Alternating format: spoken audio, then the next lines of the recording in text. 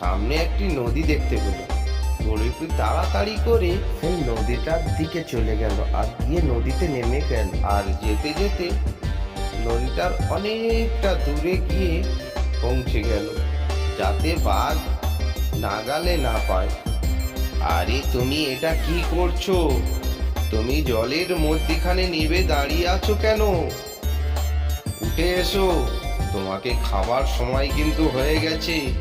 আমি আর সহ্য করতে পারছি না।